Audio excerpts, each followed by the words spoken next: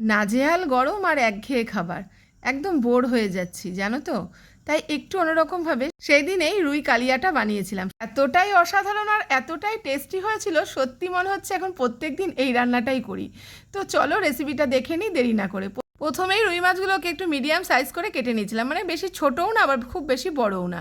তাতে এবার একে একে মানে প্রথমে লেবুর রস, নুন, গোলমরিচের গুঁড়ো, হলুদ, লঙ্কা, জিরের গুঁড়ো দিয়ে খুব ভালো মতো ম্যারিনেট করে নিলাম। উপর দিয়ে একটু কাঁচা তেল, মানে রেগুলার বেসিকে যে তেল আমি ইউজ করি সেই তেলই দিয়ে দিয়েছিলাম।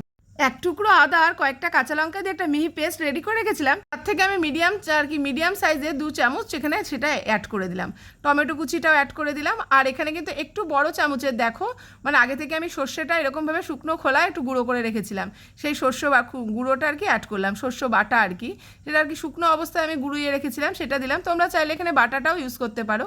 এবার তেল দিয়ে দিয়েছিলাম, আর রেগুলার বেসিকে যেহেতু রান্না, তেল কিন্তু আমি বেশি ইউজ করিনি। তেলটা গরম হয়ে আসলে একটা তেজপাতা দিয়ে দিয়েছিলাম, সুন্দর একটা মিষ্টি যে গন্ধ আসলো, ম্যারিনেট করা মাছটা দিয়ে দিলাম। বাটি ধুয়ে সামান্য একটু জল দিয়েছিলাম, সেটা কিন্তু একটু স্কিপ করে গেছি।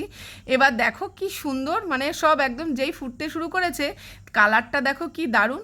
মানে এবার একটু ঢাকা চাপা দিয়ে রেখেছিলাম 2 থেকে 3 মিনিটের জন্য, তাই এতে মাছটাও ভালো মতন সিদ্ধ হয়ে গেছে, আর মানে তেলটাও ভালো মতন ছাড়তে শুরু করেছে।